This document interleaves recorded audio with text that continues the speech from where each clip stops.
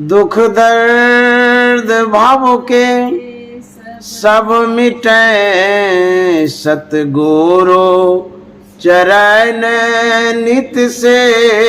ये दुख दर्द भव के सब मिटे सतगुरु चरण नित से। ये गुरु भक्ति बिन कछु ना बने, नेहि सकल संतन कही। गुरु भक्ति बिन कछु ना बने। श्री सद्गुरु महाराज की जय। प्रातः स्मरणीय अनंत श्री विभूषित परमाराध्य सद्गुरु महाराज गुरुदेव महर्षि संत सेवी परमहंस जी महाराज, सम्माननीय स्वर्गीय किशनलाल अग्रवाल बाबू, इस आवास के समस्त परिजन, कोलकाता शहर से आए विशेष सत्संग प्रेमी महानुभाव, माता एवं बहनों, हमारे श्रोता दो तरह के हैं, एक ऑफलाइन है, एक ऑनलाइन है। जो ऑफलाइन है उनको साधुवाद है, जो ऑनलाइन है उसको विशेष साधुवाद है। क्योंकि जो सामने में है वो तो देख रहे हैं, जो सामने में नहीं है और दृश्य रूप से वो परख रहे हैं। तो जो पारखी श्रोता हैं ऑनलाइन वाले, उसको बहुत बहुत प्रणाम है और बड़े ध्यान से वो सुना करते हैं। और ज्ञानी श्रोता है, विशेष जिज्ञासु श्रोता भी हैं जो ऑनलाइन में हैं। तो मैं ऐसे श्रोताओं को नमन करता हूं। और जो आज का कार्यक्रम है उसके तहत मैं सेवा करने के लिए शुरू कर रहा हूं। जैसा कि हम लोग जानते हैं कि हमारे श्रीमान किशनलाल अग्रवाल बाबू इस संसार से चले गए। उनका देहावसान हो गया 28 फरवरी 2024 ईस्वी को। उनका पार्थिव पिंड छूट गया। वो हम लोगों के बीच से स्थूल रूप से चले गए अपने शुभाशुभ कर्म के लोक में। और उनकी यादें हैं, उनकी स्मृतियां हैं, जिसको हम लोग पुण्यतिथि के रूप में मना रहे हैं। और उनके जितने परिजन हैं उनके द्वारा श्राद्ध कर्म की जो क्रिया है वह हो रही है। और जो कर्म कांडात्मक क्रिया है, कर्म कांड के द्वारा जो श्राद्ध किया जाता रहा है, जो हमारे समाज में प्रचलित परंपरा है, जो परिवार में प्रचलित रीति रिवाज है, जिससे हमारे जो पुण्यात्मा धर्मात्मा हैं, जिनकी श्राद्ध क्रिया हम मना रहे हैं, कर रहे हैं, उनके लिए हमारा जो पुनीत कर्तव्य होता है उसके तहत हम लोग श्राद्ध करते हैं। कर्म कांड के द्वारा भी करते हैं, ज्ञान कांड के द्वारा भी करते हैं। अभी जो हम लोग सत्संग कर रहे हैं यह ज्ञान कांड के द्वारा श्राद्ध कर रहे हैं। कर्म कांड से बढ़कर के ज्ञान कांड होता है। यह जो सत्संग है इससे विशेष श्रद्धांजलि अर्पित की जाती है, विशेष श्राद्ध कर्म माना जाता है। इस सत्संग से किस तरह से उद्धार और कल्याण होता है, एक कथा के माध्यम से आप आगंतुक सज्जनों को अवगत कराना चाहूँगा, बताना चाहूँगा, सुझाना चाहूँगा कि सत्संग के प्रभाव से जो पुण्यात्मा धर्मात्मा है उनका कैसे उद्धार होता है। पौराणिक कथा है, प्रचलित कथा है और साधारण व्यक्ति की बात नहीं है, ऋषि मुनियों के द्वारा कही हुई कहानियां हैं। राजा जनक के गुरु थे अष्टावक्र मुनि। आप लोग सत्संग प्रेमी हैं, सुने भी होंगे और जो मैं कहने जा रहा हूं इस बातों से अवगत भी होंगे। पुनः मैं दोहरा रहा हूं, जब हम किसी से जुड़ते हैं, संतों से, महात्माओं से, गुरुजनों से, तो विशेष अवसर पर उन्हें अवश्य आमंत्रित करते हैं। जैसे कोई गुरु से जुड़े हुए हैं तो गुरु को बुलाते हैं, कोई अवसर आता है या कार्यक्रम आता है, कोई भी तिथियां हो, मंगलदायक तिथियां, शुभ तिथियां, जो भी हम लोग कार्यक्रम करते हैं उनमें विशिष्ट व्यक्तियों को बुलाते हैं, विशेष व्यक्तियों को बुलाते हैं। जो साधु महात्मा से जुड़े हैं साधु महात्मा को बुलाते हैं। राजा जनक अपने राज दरबार में सत्संग करा रहे थे। उस सत्संग में विशेष आगंतुक अतिथि अष्टावक्र मुनि को आमंत्रित किया गया था, बुलाया गया था। राज दरबार है, वहां तो लोगों की भीड़ स्वाभाविक होगी, बहुत लोग आए हुए थे। राजा हैं तो प्रजा को आमंत्रित करेंगे ही करेंगे। बहुत प्रजा आई थी और अष्टावक्र मुनि जैसे ऋषि जहां आए हैं तो वहां सुनने के लिए तो श्रोता आएंगे ही आएंगे। किसी बड़े आदमी का कोई गुरु होता है तो उसका विशेष महत्व होता है। जैसे हमारे आदरणीय प्रधानमंत्री के कोई गुरु होंगे, यदि वो आमंत्रित करके बुलाए हैं तो देखने के लिए जरूर आएंगे, अरे प्रधानमंत्री के गुरु है। उसी तरह से राजा जनक के जो गुरु थे अष्टावक्र मुनि, उनको बहुत लोग देखने भी आए थे, सुनने भी आए थे। राजा जनक के गुरु हैं, क्या कहेंगे, क्या करेंगे, उसी ख्याल से भीड़ लगी हुई थी। अष्टावक्र मुनि प्रवचन प्रारंभ करते हैं, श्रोता लोग सुन रहे थे। प्रवचन के क्रम में ही भगदड़ मच जाती, हलचल हो जाता है। अष्टावक्र मुनि पूछते हैं कि हलचल क्यों हो गया, भगदड़ क्यों मच गई, क्या बात है। लोगों ने कहा कि एक विशालकाय सांप इस पंडाल में प्रवेश कर रहा है, इसी डर के मारे हम लोग भागना चाह रहे हैं, यही हलचल का कारण है। अष्टावक्र मुनि ने कहा, आप लोग डरिए नहीं, जो सांप है आ रहा है तो आने दीजिए, आप लोगों को कुछ नहीं करेगा। तो सब शांत हो गए। सांप सीधे आता है, मंच के करीब में गोल गोल बैठ जाता है। अष्टावक्र मुनि का प्रवचन प्रारंभ है, श्रोता लोग सुन रहे हैं, सांप भी सुन रहा है। होते होते प्रवचन पूरा हो गया, श्रोता लोग अपने गंतव्य की ओर जाने लगा। सांप भी जिधर से आया था उधर जाने लगा। होते होते सांप चला गया और श्रोता लोग कुछ जो बच गए थे उन्होंने जिज्ञासा किया कि मुनि जी, मैंने जो अभी देखा वह बात समझ में नहीं आई, थोड़ा सा सुलझा दीजिए, समझा दीजिए कि जो सांप आया उसको आपने कहा बैठने के लिए, वो बैठा, आम लोग भी बैठे रहे, और जैसे मानव सत्संग सुन रहा था उसी तरह से सांप भी सुन रहा था।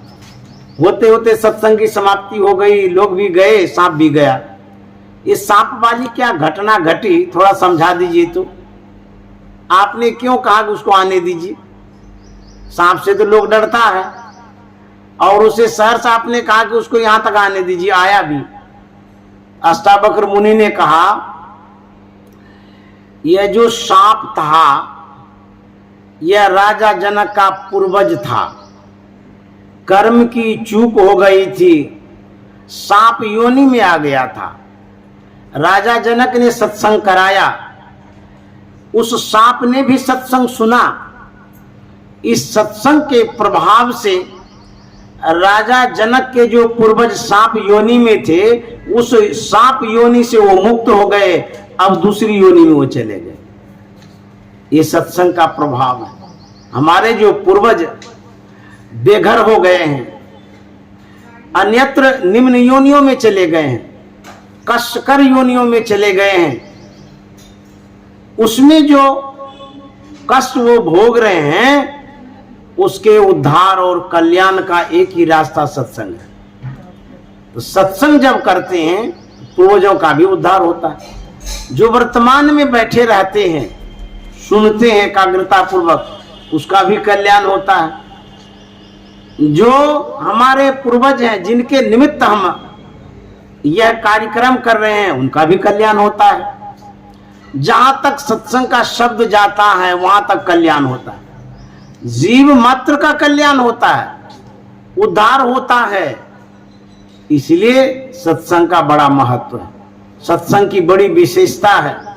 सत्संग को ध्यान से, गौर से सुनना चाहिए और दूसरे को भी सुनाना चाहिए। जो कोई सत्संग कराते हैं बड़े पुण्य के भागी वो होते हैं। आप बहुत तरह से दान किया करते हैं,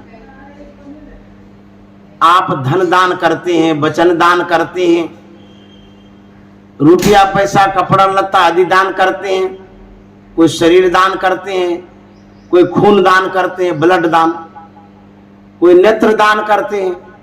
इस तरह से दान की परंपरा रही है, प्रभाव भी रहा है। अलग अलग तरहों से दान करते हैं, लेकिन जो ज्ञान दान है वो सर्वश्रेष्ठ दान है, अभय दान है, श्रेष्ठ दान है। इस तरह से बहुत दान है, लेकिन जो ज्ञान दान है, सत्संग का दान है, ये सर्वश्रेष्ठ दान है। आज हम लोग ज्ञान दान कर रहे हैं। जो हमारे बीच हैं वर्तमान में उनके लिए भी, जो हमारे बीच नहीं है, जो अदृश्य हैं उनके लिए भी, तो सबके लिए लाभप्रद है। तो हम लोग पाठ के अनुरूप अब चलते हैं।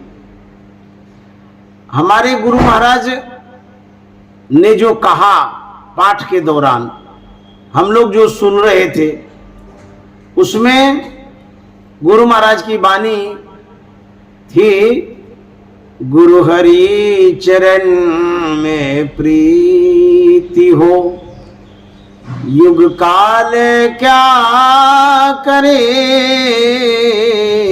कछ भी की दृष्टि हो, जंजाल क्या करे, गुरु हरि चरण में प्रीति हो।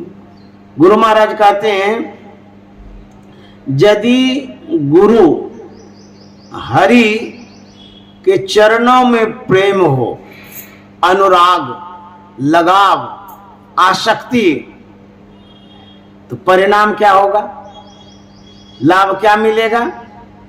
कहते हैं कि यदि इस तरह से प्रेम हो तो युग काल क्या करे। युग मन जो सतयुग,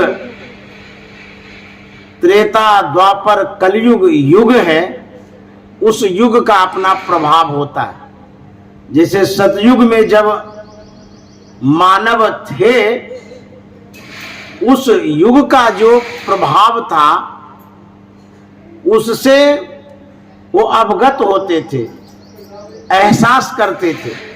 तो सभी युग का अलग अलग प्रभाव हुआ है, प्रभाव रहा है।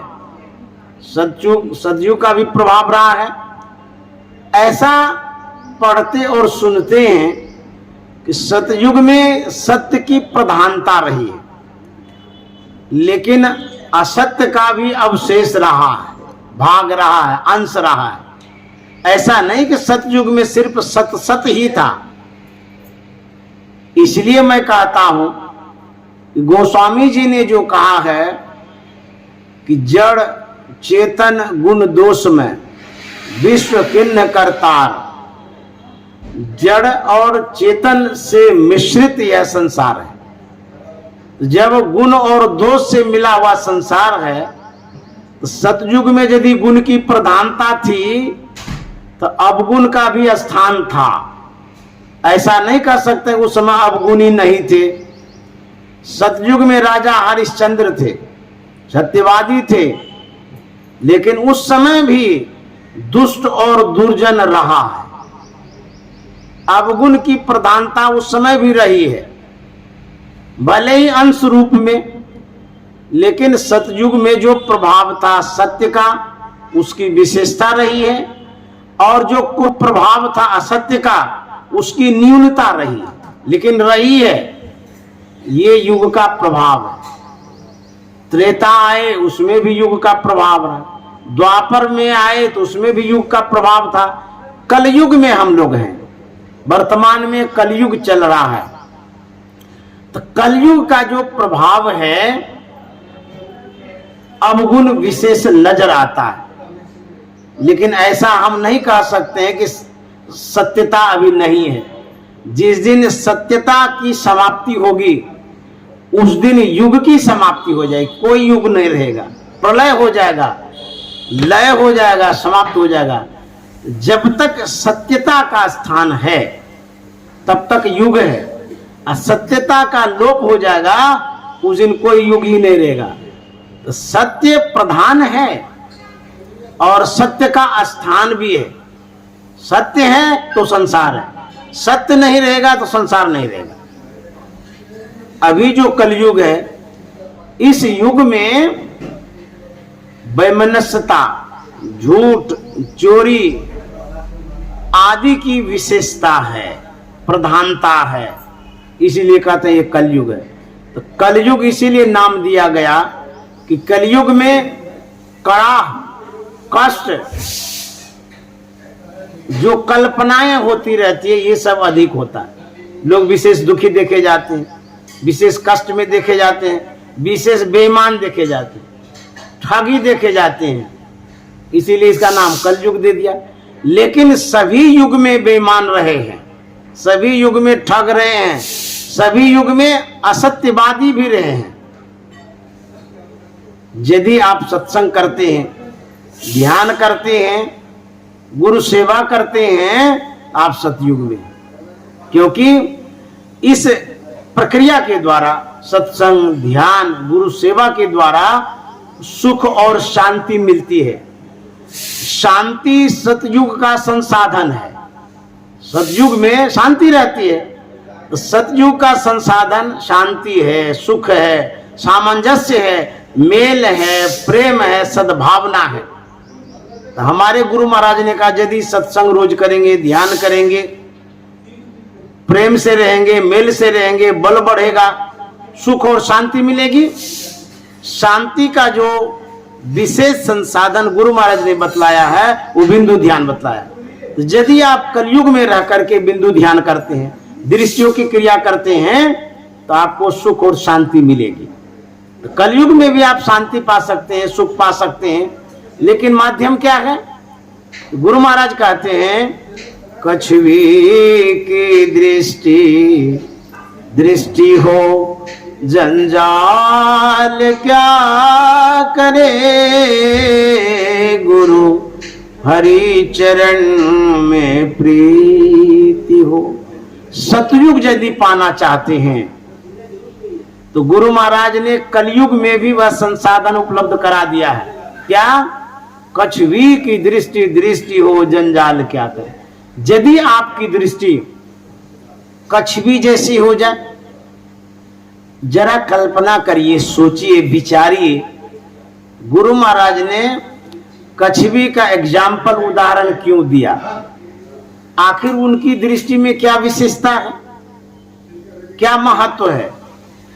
मानव की जो दृष्टि है उसमें और कछवी की जो दृष्टि है उसमें, दोनों में क्या अंतर है?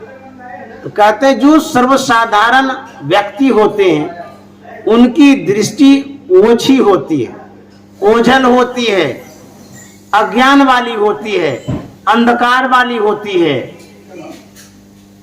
और जो साधक होते हैं, साधना करते हैं, ध्यान करते हैं, उनकी दृष्टि ज्ञान वाली होती है। तो गुरु महाराज कहते हैं यदि कछवी जैसी दृष्टि हो जाए तब क्या होगा? तो कछवी की दृष्टि कैसी होती है? देखिए, विशेषता बतलाते हैं।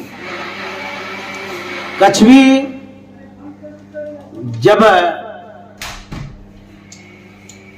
अंडा देती है तो वह स्थल में देती है, सूखे जमीन पर। अंडा देकर के अंडे पर बैठ करके सेती नहीं है। जो भी अंडज प्राणी है, अंडा देने वाला जो भी जीव है, ऐसा देखा जाता है कि जैसे कि बैठ करके ही वो सेवा करती है। जैसे कौवा है, वो अंडा पर बैठ करके सेवन करती है। कोयल है, कबूतर है, जो भी अंडज प्राणी है, अंडा से उत्पन्न होने वाला प्राणी है, सबकी माँ अंडे पर बैठ करके सेवन करती है, निगरानी रखती है, देखभाल करती है, पुष्टि पालती है। लेकिन दुनिया में एक कछवी ही ऐसी है जो अंडा तो देती है लेकिन अंडे पर बैठ करके सेवती नहीं है। देखिए क्या विशेषता, कैसे सेवती है? जब तक सेवा नहीं करेंगे किसी की, उसका विकास नहीं होगा। सेवने का मतलब बैठ करके खाली सेवा नहीं कर सकते, खाली बैठे रहेंगे यही सेवा नहीं है, पैर दबाते रहेंगे यही सेवा नहीं है, कपड़ा लत्ता धो देंगे यही सेवा नहीं है। बैठ करके भी सेवा कर सकते हैं, पैर हाथ दबा के भी सेवा कर सकते हैं। अब सेवा किस तरह से करते हैं, सूक्ष्म सेवा के विषय में बतला रहे। कछवी अंडे की सेवा करती है, पानी में रह करके करती। अंडा है सूखे जमीन में और रहती है पानी में, घूमती रहती है, चारा भी चरती है और अंडे की सेवा करती है। तो कैसे करती है? दृष्टि से करती है, ख्यालों से करती है, सूरत से करती है। अब देखिए, एक सेवा हम करते हैं हाथ से, किसी का पैर दबाते हैं। एक सेवा करते हैं पैसे से, दान दे करके। एक सेवा करते हैं वचन से, एक सेवा करते हैं ज्ञान से, एक सेवा है दृष्टि से करते हैं। अब देखिए कैसी ये सेवा है, दृष्टि के द्वारा, जो अद्भुत सेवा है, आश्चर्यजनक सेवा है, अलौकिक सेवा है। कछवी बच्चे की सेवा करती है सूरत से, ख्यालों से। तो हम लोग ख्याल से भी गुरु की सेवा कर सकते हैं। हम कहीं भी बैठे रहेंगे गुरु की सेवा हो जाएगी। जो सौभाग्यशाली हैं वो गुरु के सानिध्य में रह करके स्थूल सेवा करते हैं। लेकिन जो साधना में रत हैं, साधना करते हैं, वो भी कम सौभाग्यशाली नहीं है। कहीं भी रह करके गुरु की सेवा वो कर सकते हैं, सूरत से, ख्यालों से, मन से, दृष्टि से। यही तो यहां बतला रहे गुरु महाराज। कछवी की दृष्टि हो, जंजाल क्या करे। कछवी रहती है पानी में, अपने ख्यालों से सेवा करती है। देखिए सूरत में ऐसी अद्भुतता है, ऐसी शक्ति है जिससे सेवा हो जाती है, और सकारात्मक सेवा, सार्थक सेवा, सहज सेवा। जब कछवी ख्याल लगाती है अंडे पर, पानी में रह करके, उसका अंडा खराब नहीं होता है, सड़ता नहीं है, और उनकी सेवा सफल हो जाती है। तो गुरु महाराज कहता कछवी की दृष्टि हो, जंजाल क्या करे। यदि आप इस संसार में रह करके इस परिवार में, समाज में रह करके अपने ख्यालों को कछुवी की जैसी बना लें तो दुनिया का जो जंजाल है, जो आफत है, जो युग का प्रभाव है, कुप्रभाव है, वह आप पर नहीं पड़ेगा। हम लोग डरते हैं कि हमारे जीवन में कोई कुदृष्टि न कर दे, कुप्रभाव न पड़ जाए, कोई बुरा न कर दे। यदि इन सबों से बचना चाहते हैं तो साधना करिए, ध्यान करिए, अपने ख्यालों को लक्ष्य में लगाइए, बिंदु ध्यान करिए, आपका यज्ञ सफल हो जाएगा, इस श्राद्ध कर्म सफल हो जाएगा और आपके ऊपर जो कुप्रभाव है, जो संकट है, जो दुख कष्ट है, सब दूर हो जाएगा।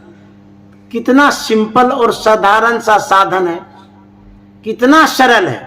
इसीलिए गुरु महाराज ने कहा सरल सरल जग में प्रचारी, सब संतन की बड़ी बलियारी। कौन सा साधन है? बिंदु ध्यान विधि, नाद ध्यान विधि। यही दो विधियां हैं, बिंदु ध्यान और नाद ध्यान। इन्हीं दो विधियों के द्वारा, दो तरीकों के द्वारा, दो संसाधनों के द्वारा आप युग के प्रभाव से बच सकते हैं, संसार के जंजाल से बच सकते हैं, दुख कष्ट कलह पाप अधर्म से बच सकते हैं। इसीलिए गुरु महाराज ने कहा कछुवी की दृष्टि हो, जंजाल क्या करे। कछुवी की दृष्टि के विषय में कहा गया है, आंख के विषय में नहीं कहा गया है। दृष्टि किसे कहते हैं? जो आंख हम आपके पास है, इनमें देखने की जो शक्तियां हैं उसी को दृष्टि कहते हैं, चेतनधार को दृष्टि कहते हैं। आंख में देखने की क्षमता को, देखने की शक्ति को दृष्टि कहते हैं। तो कछुवी की दृष्टि के विषय में कहा गया, आंख के विषय में नहीं कहा गया। उनकी दृष्टि कैसी है? कहते हैं बड़ी सूक्ष्म है, सहज है, सरल है, स्वच्छ है। तब न सेवा करके अंडे की सेवा सफल कर लेती है। ऐसे जो साधक हैं उनके लिए कहा गया है जंजाल क्या करे। तो गुरु और हरि में कहते हैं प्रेम कैसे बढ़ाएंगे। कोई लोग स्थूल रूप से जब किसी के पास जाते हैं, दो बात करते हैं, आपकी अच्छी बातें जब होती है या आपसे अच्छी बातें की जाती है, एक प्रेम बढ़ता है, लगाव बढ़ता है, जुड़ाव बढ़ता है, होता है ना ऐसा। तो गुरु और हरि में हम प्रेम कैसे करेंगे, कैसे जुड़ाव होगा, लगाव कैसे होगा? तो कहते हैं यदि विशेष रूप से आप लगाव चाहते हैं, जुड़ाव चाहते हैं गुरु में, हरि में, परमात्मा में, तो दृश्यों की क्रिया करिए जो गुरु महाराज ने बतलाया है। बिंदु ध्यान करिए, इससे विशेष लगाव होगा गुरु में, हरि में, परमात्मा में। आप मंदिर जाते हैं, भगवान के विग्रह रूप का दर्शन करते हैं, श्रद्धा सुमन अर्पित करते हैं, प्रेम बढ़ता है, भक्ति बढ़ती है, लगाव बढ़ता है। लेकिन वो अस्थूल भक्ति है, सगुण भक्ति है, बाह्य भक्ति है। वह लगाव अल्पकालिक होगा, आंशिक होगा, कम टिकाव होगा। यदि दृष्टियों की क्रिया करते हैं, इष्ट के आत्मिक स्वरूप का यदि आप ध्यान करते हैं, सूक्ष्म रूप का यदि ध्यान करते हैं, बिंदु ध्यान यदि करते हैं, इसमें जो आपका प्रेम होगा, इसमें जो लगाव होगा, इसमें जो जुड़ाव होगा, यह अद्भुतता होगी, अद्भुत होगा, आश्चर्यजनक होगा। यह प्रेम टूटेगा नहीं, यह जो अनुराग है, यह जो लगाव है, हटेगा नहीं। तो गुरु महाराज कहते हैं गुरु और हरि में यदि प्रेम करना चाहते हैं तो कछुवी की जैसी दृष्टि बनानी होगी। कछुवी की दृष्टि हो, जंजाल क्या करे। आगे गुरु महाराज क्या कहते हैं? जगनाश का विश्वास हो, फिर आस क्या करे। जगनाश का विश्वास हो, फिर आस क्या करे, दृढ़ भजन धन ही खास हो। फिर त्रास क्या करे, दृढ़ भजन धन ही खास हो। अब देखिए, गुरु महाराज की अनुभव वाणी है, अंतर की वाणी है, अद्भुत वाणी है, अलौकिक वाणी है।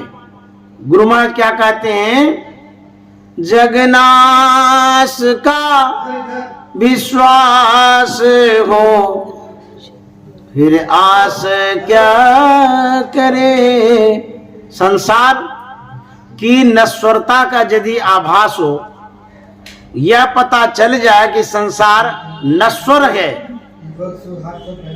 जगनाश का विश्वास हो, तो कहते हैं फिर आस क्या करें? तब आसक्ति नहीं रहेगी। मान लिया जाए कोई चीज आपके पास है, कोई भी चीज ए टू जेड, यदि आपको लगता है कि ये बेकार हो गया है, फट गया है, पुराना हो गया है, रद्दी हो गया है, आपको ये विश्वास हो गया है कि ये रद्दी है, तो क्या उसको रखते हैं? उसके प्रति लगाव होता है? उसको तो फेंक देते हैं, डस्टबिन में डाल देते हैं, अनासक्त हो जाते हैं। मान लिया जाए एक मोबाइल है आपके पास, वह मोबाइल टूट गया है, फूट गया है, चलता ही नहीं है, क्या उसको गोद में रखेंगे? उसको तो फेंक देंगे, फालतू हो गया है। ठीक उसी तरह से संसार के लोगों को यह आभास हो जाए, एहसास हो जाए, यह जो संसार है नाशवान है, तो फिर संसार के प्रति आसक्ति रहेगी, लगाव रहेगा? नहीं रहेगा। लगाव तब तक रहता है जब तक आपको नश्वरता का ज्ञान नहीं होता है। तो गुरु महाराज का जगनाश का विश्वास हो, विश्वास ही नहीं हो रहा है संसार नाशवान है, तो कहेंगे नहीं नहीं हमको तो विश्वास है। तो जो आपको विश्वास है वह झूठी विश्वास है, असत्य विश्वास है, अल्पकालिक विश्वास है। किसी से आपने सुना है कि संसार छूटने वाला है, आपको अनुभव नहीं हुआ है। जब तक आप साधना नहीं करेंगे, ध्यान नहीं करेंगे, अपनी सूरत को संसार से उपराम नहीं करेंगे, ऊपर नहीं उठाएंगे, तब तक आपको विश्वास नहीं हो सकता है। और जिस दिन विश्वास हो जाएगा उस दिन संसार आपके लिए फीका हो जाएगा, बेकार हो जाएगा, समझिए छूट जाएगा। इसलिए गुरु महाराज ने कहा अनासक्त जग में रहो भाई, दमन करो इंद्र दुखदाई। अनासक्त होंगे कैसे? प्रथम उपाय, फर्स्ट इलाज बतला रहे हैं। क्या? सत्संगत्वे निसंगत्वम, निसंगत्वे निर्मोहत्वम, निर्मोहत्वे निश्चलितत्वम, निश्चलितत्वे जीवन मुक्ति। जगत गुरु शंकराचार्य जी महाराज प्रथम उपचार बतलाते हैं। किसका? अनासक्ति का, नश्वरता का, जगनाश का विश्वास हो। शुरू में कैसे होगा? कहता सत्संग करना होगा। सत्संगति से हो जाता नर विषयों से निसंग। यदि निसंग होना चाहते हैं, अनासक्त होना चाहते हैं, अलग होना चाहते हैं, जग नाश का विश्वास जताना चाहते हैं, समझना चाहते हैं, तो सत्संग करना होगा। वेद भगवान का यही उद्घोष है, उपदेश है, आदेश है, संदेश है। क्या? जगत प्रसव करता ईश्वर के तत्व ज्ञान को प्राप्त करने के लिए पहले बुद्धि योग अर्थात सत्संग करना चाहिए। जब तक सत्संग नहीं करेंगे, नश्वरता का भान नहीं होगा, समझदारी नहीं होगी। आप नश्वरता में अनासक्त नहीं हो सकते।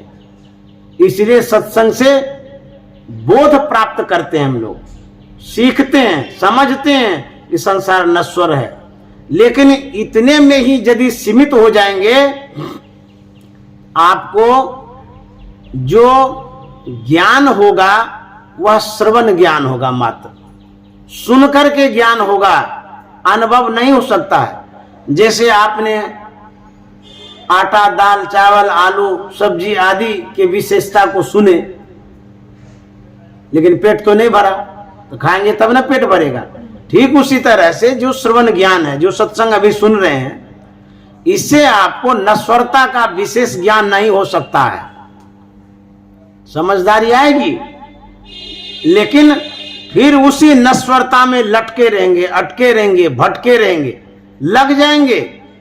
जैसे तालाब में जल है, उसके ऊपर सेमार छाया हुआ है, आप उस सेवार को हटाते हैं, हाथ से हटाते हैं तो जल प्राप्त करते हैं, पुनः वह सेवार पूर्ववत छा जाता है, जल को ढक देता है। ठीक उसी तरह से जो श्रवण ज्ञान है, अभी जो सुनते हैं, यह ज्ञान आपका वैसा ही है। अभी जो सुन रहे हैं, वैराग्य तो हो रहा है, समझ तो रहे हैं, लेकिन यहां से उठ करके जैसे घर गृहस्थी में जाएंगे तो घर गृहस्थी का जो सेवार है वो छा जाएगा, आपका ज्ञान ढक जाएगा। पुनर्मूषिको भवः, फिर वैसे ही करने लग जाएंगे। सेवार एक हरा हरा वो पत्ता टाइप का होता है, जो पुराना जल जहां देखिएगा तालाब में, वहां जम जाता है, ऊपर में छा जाता है, उसको सेवार कहते हैं। ठीक उसी तरह से आपके जन्मों जन्म का जो कुसंस्कार है, घर गृहस्थी के जीवन में रह करके जो विषयों से संग हो गया है, वैराग्य तो होता है सत्संग सुन करके, तो वैराग्य जब होता है तो सेवार हटता है, जो संस्कार छाया हुआ था वो हटता है, तो ज्ञान उत्पन्न होता है, ज्ञान होता है, वैराग्य होता है, तो ज्ञान रूपी जल दिखता तो है। लेकिन जैसे ही सत्संग छोड़ते हैं, ध्यान छोड़ देते हैं, फिर क्या होता है, वही सेवार छा जाता है, ज्ञान ढक जाता है। ये हमारी दुर्दशा होती है। तो गुरु महाराज कहते हैं, यदि पूर्ण रूप से जग के नश्वरता का भान करना चाहते हैं, एहसास करना चाहते हैं, तो ध्यान करना होगा। रामकृष्ण परमहंस की बड़ी अच्छी वाणी है। उन्होंने कहा है कि कटहल काटने वाले लोग हाथ में तेल लगा लेता है। क्यों लगाता है? इसलिए कि तेल लगाने से कटहल का जो लस्सा है वो चिपकता नहीं है, लट्ठा नहीं लगता हाथ में, क्योंकि तेल चिकना होता है, उस पर वो लट्ठा फिसल जाता है। तो कटहल काटने वाले हाथ में तेल लगा करके कटहल काटता है तो लस्सा नहीं लगता है। तो श्री रामकृष्ण परमहंस कहता है, ठीक उसी तरह से जो संसार में साधक है, साधना रूपी तेल लगा करके यदि रहेगा तो सांसारिकता का जो लस्सा है उस पर नहीं लगेगा। तो साधना करेंगे तो जो लस्सा है विषय का, वैराग्य उत्पन्न होते रहेगा तो विषय का जो लस्सा है नहीं लगेगा। हमारे बाबा नानक ने भी बड़ा अच्छा कहा है, उन्होंने सुझाया है, समझाया है। क्या सिखाया है? नानक साहब कहते हैं, जैसे जलमही कमल निरालम मुर्गाई नेसान, सुरत शबद भवसागर तरिए नानक नाम बखाने। बाबा नानक कहते हैं, जिस तरह से कमल की उत्पत्ति कीचड़ से है, कीचड़ का अस्तित्व तब तक है जब तक जल है, और जल नहीं रहे तो कीचड़ कहां से होगा। तो बाबा नानक कहते हैं, जब तक जल की स्थिति है तब तक कीचड़ की भी स्थिति है। उसी कीचड़ से कमल का उत्पन्न होना निश्चित होता है। तो जैसे जल में कमल निरालम, तो कमल उत्पन्न होता है कीचड़ से, उसी पानी के परिवेश में रहता है। रहता कैसे? निरालम। निरालमु का मतलब है निरालंब, कोई अवलंब नहीं, आसक्ति नहीं, कोई लगाव नहीं। आप कमल के पत्तों को जब देखेंगे तो कभी कभी पानी उस पर पड़ता है, पानी टिकता नहीं है, छिटक जाता है, गिर जाता है। अब बुझिए तो कमल का पत्ता कैसा है, कितना चिकना है कि पानी भी नहीं टिकता है।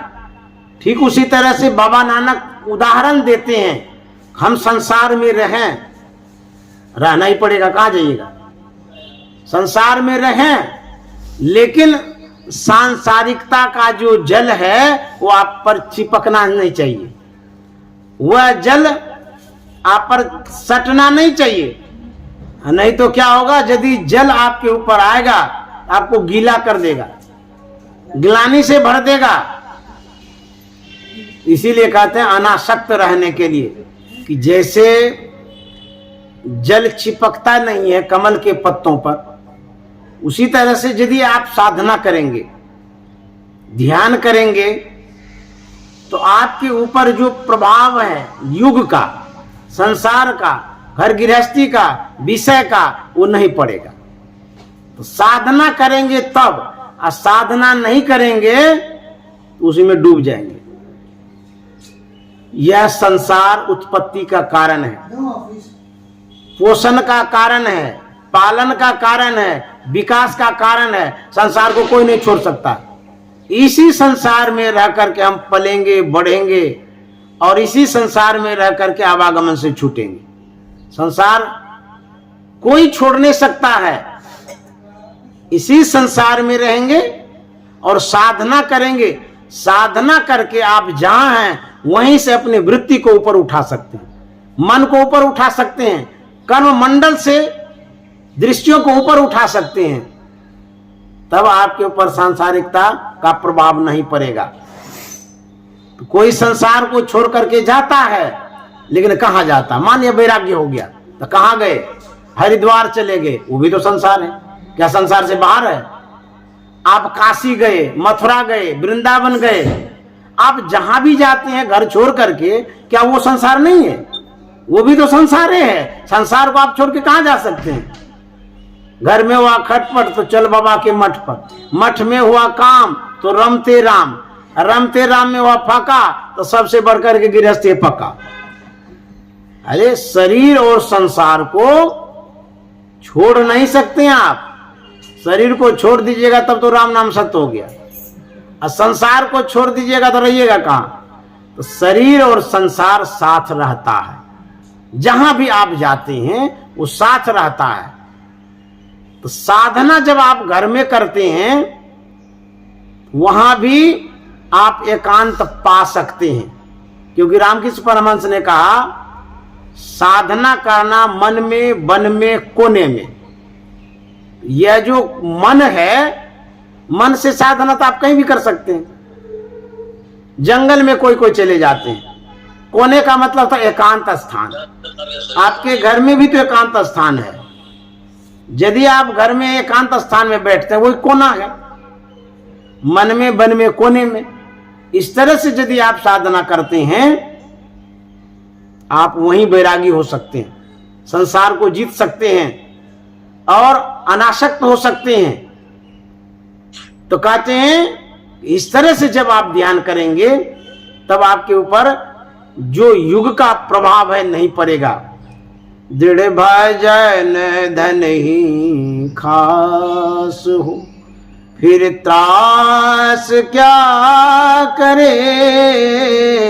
दृढ़ भजन धन ही खास हो। गुरु महाराज कहते हैं सत्संगियों को, साधकों को, सज्जनों को यह जरूर पता होना चाहिए कि भजन भी धन है। जो भजन है वह धन है, इस बात का उसको पता होना चाहिए। और जब तक भजन धन है यह पता नहीं होता है तब तक भजन नहीं बनेगा, ध्यान नहीं कर सकते हैं। तो भजन भी धन है, इस बात को आपको समझना जरूरी है। लोग समझते हैं कि रुपया धन है, पैसा धन है, जो घर गृहस्थी का जो प्रॉपर्टी है वो धन है। लेकिन ऐसा समझना चाहिए कि दृढ़ भजन धन ही खास हो। भजन भी धन है। और यहां तक संतों ने कहा राम नाम के हीरे मोती, संत लुटावे गली गली, ले लो रे कोई राम का प्यारा, आवाज लगावे गली गली। क्या है? ये धन है। भजन क्या है? धन है। तो गुरु महाराज का दृढ़ भजन। कौन सा भजन? जिस भजन में दृढ़ता हो, मजबूती हो, विशेष लगाव हो, वह भजन जो संत महात्मा बतलाते हैं वह असली भजन है, दृढ़ भजन है, मजबूत भजन है जो हम लोग करते हैं। दृढ़ भजन धनी खासो, फिर त्रास क्या करे? यदि इस तरह से विश्वास हो जाए आपके मन में, तो जो त्रास है इसका मतलब होता है कि जो आप कष्ट में हैं, संकट में हैं, दुख में हैं, तकलीफ में हैं, वह नहीं रहेगा। अच्छा, कोई भी दुनिया का लोग कुछ भी यदि धर्म करता है तो कष्ट के कारण करता है। किसी से भी पूछ ली, जैसे आज हम श्राद्ध कर रहे हैं, किशन बाबू के पुण्यतिथि में उपस्थित हैं। श्राद्ध क्यों कर रहे हैं? यदि सब तरह से अनुकूल है तो करने का जरूरत नहीं है। कहीं न कहीं आपको लगता है कि उनकी आत्मा को शांति मिले, अशांत अवस्था में होंगे तभी तो शांति के लिए श्राद्ध कर रहे हैं। कहीं न कहीं आपको कष्ट है, कहीं न कहीं आप किसी न किसी संकट में हैं, या धन की उपलब्धि चाहिए, या शारीरिक कष्ट से आप मुक्त होना चाहते हैं, या कोई न कोई पाप हो गया है उसी से आप मुक्ति चाहते हैं। कुछ न कुछ आपको दिक्कत है, तभी तो आप पुण्य करते हैं, धर्म करते हैं, सत्संग करते हैं, ध्यान करते हैं। इसी को त्रास कहते हैं।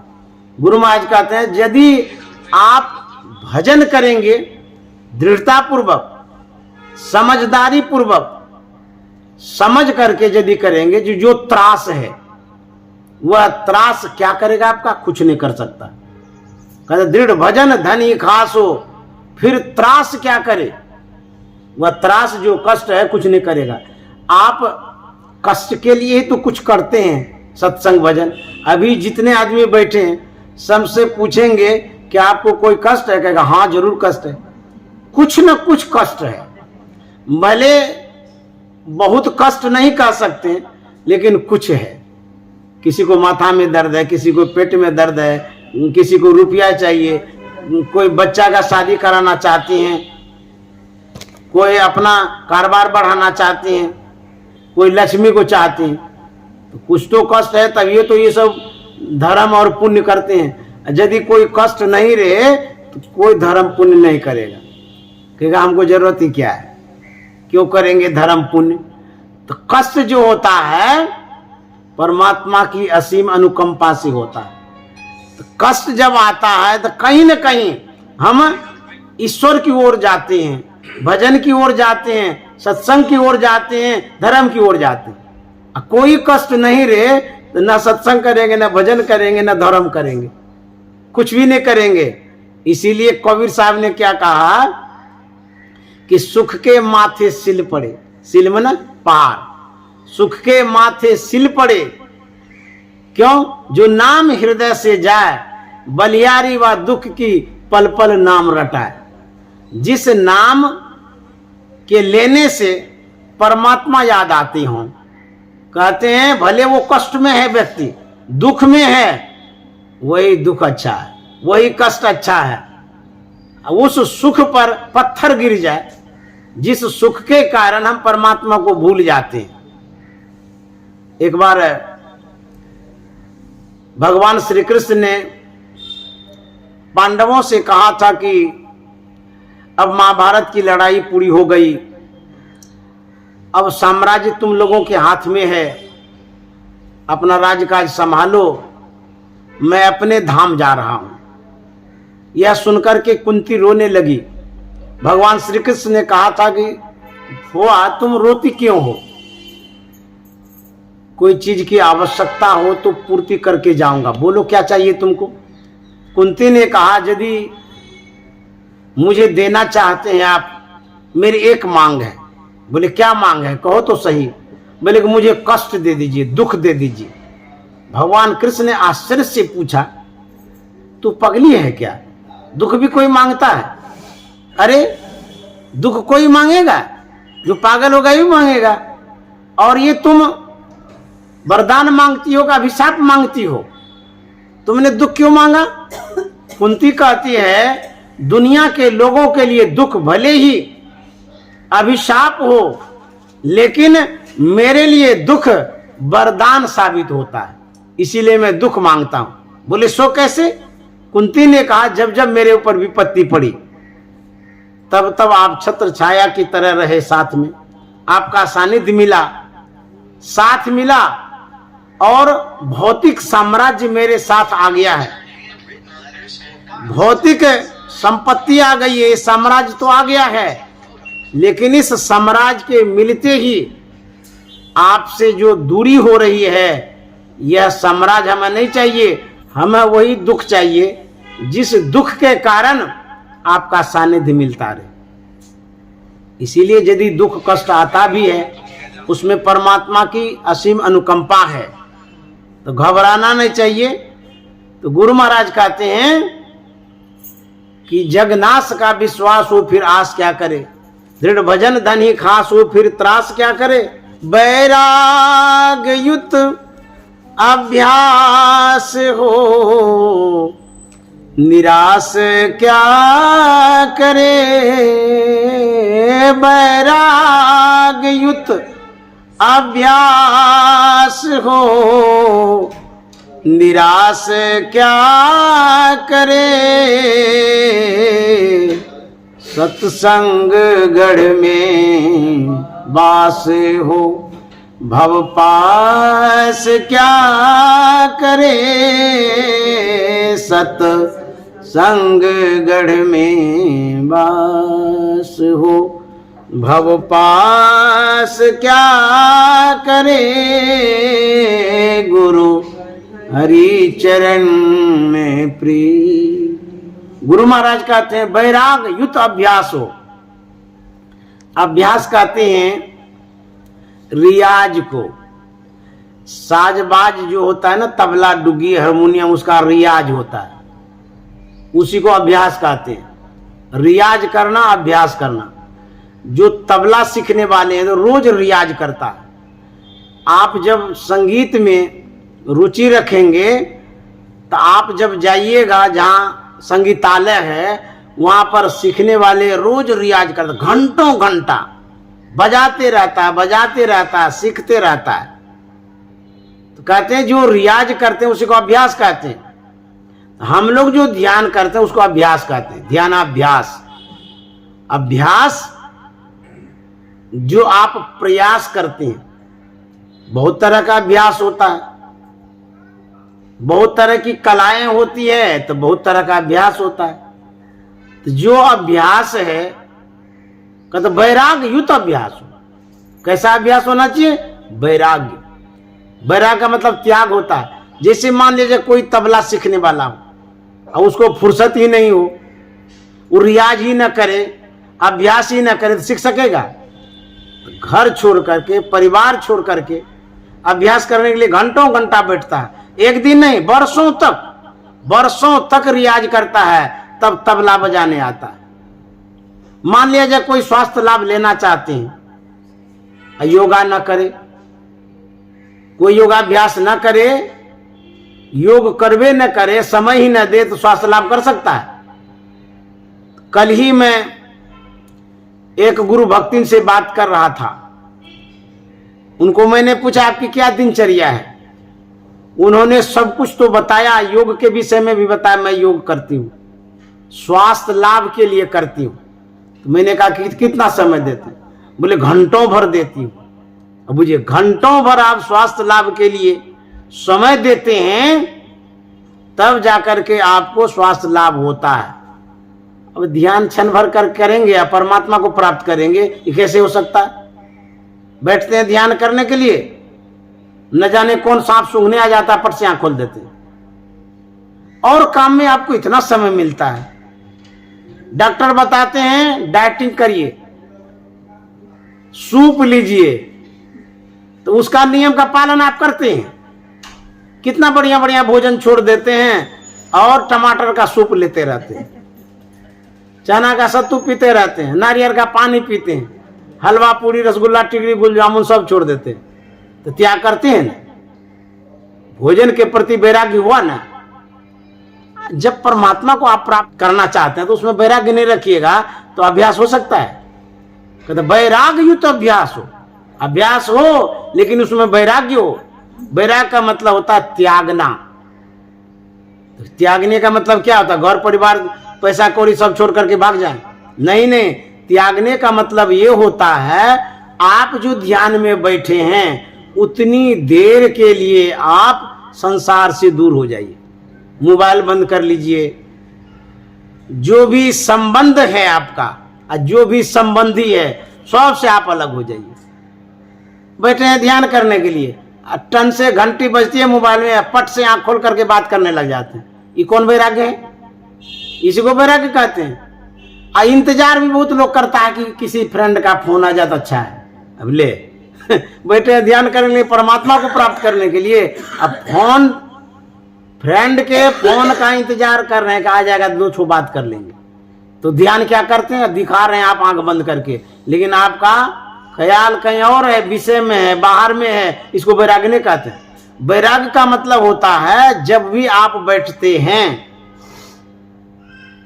तन से आप बैठते हैं तो तन के सुख को उस समय भूल जाइए, मन के सुख को उस समय भूल जाइए, परिवार के सुख को उस समय भूल जाइए। जब तक ध्यान में बैठे हैं, सदा के लिए मैं नहीं कह रहा हूं, जब तक आप ध्यान करते हैं उस समय मोबाइल साइलेंट कर दीजिए। जो भी लस्का लगा हुआ रहता है ना, उस लस्का से आप दूर हो जाइए। लस्का यदि लगा रहेगा तो ध्यान नहीं कर सकते हैं। सब चीज से मन को उपराम जब करेंगे तब आपका जो अभ्यास है अच्छा से होगा और तब आपके मन में वैराग्य होगा। तो पहले वैराग्य होगा, फिर अभ्यास होगा, तो फिर वैराग्य होगा। तो जो लास्ट वाला वैराग्य है, ध्यानाभ्यास के बाद का जो वैराग्य है वो असली वैराग्य है और वो सही वैराग्य है, वो टिकने वाला वैराग्य है। एक आदमी को क्षण भर के लिए वैराग्य होता है, पति पत्नी में झगड़ा हो गया और घर से वो बाहर चला जाता है, गुपचुप खाते रहता है, घर में नहीं खाएगा। ये कौन वैराग्य है? ये भी एक वैराग्य है, मान लीजिए इसको वैराग्य है। कोई खटपट हो जाता है, तुरंत झटपट हट जाते हैं, ये भी एक वैराग्य है, लेकिन इस वैराग्य से काम चलने वाला नहीं है। तो गुरु महाराज कहते हैं अभ्यास में वैराग्य होना चाहिए, वैराग्य युक्त अभ्यास हो। जब ऐसा करेंगे तब क्या होगा? कहता निराश क्या करे? आपके मन में जो निराशा है, निराशा क्यों है? जो कुछ आप चाहते हैं वैसा नहीं हो रहा, इसीलिए निराशा है।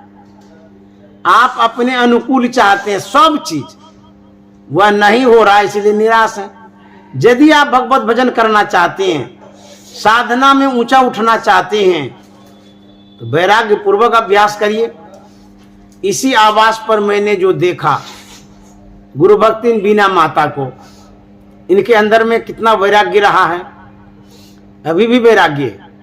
और उसी वैराग्य पूर्वक अभ्यास में ये लगी रहती है।